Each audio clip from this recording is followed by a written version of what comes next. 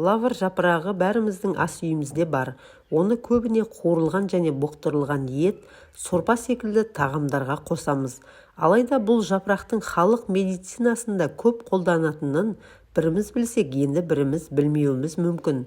Оның құрамында эфир майы, органикалық қышқылдар қабынуға қарсы әсер етеді. Лавр жапырағы субтропикалық климатта күн сәулесінен энергия алып өседі. Сол себепті оның адам ағзасына пайдасы көп.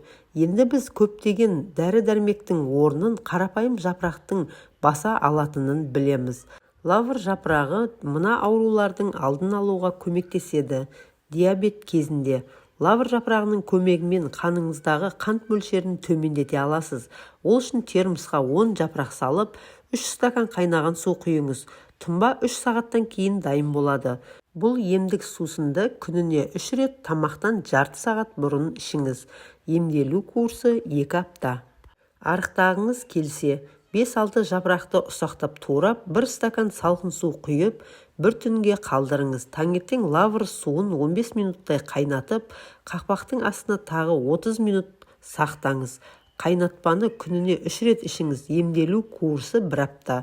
Одан кейін міндетті түрде 2 аптадай үзіліс жасауыңыз керек. Сусын дәмді болу үшін бал, жаңғақ, даршын немесе кардамон қосып ішуіңізге болады. Ауыз қуысы ауруларына қарсы.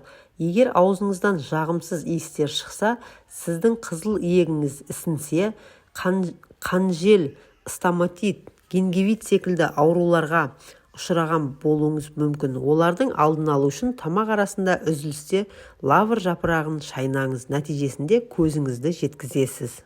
Ұйқысыздыққа ұшырасаңыз, лавр жапырағының иісі дәрілік шүйгіншөптен кем тыныштандырмайды. Жастығыңыздың астына бірнеше лавр жапырағын салып жатсаңыз, жаңа туған нәрестедей ұйықтайсыз.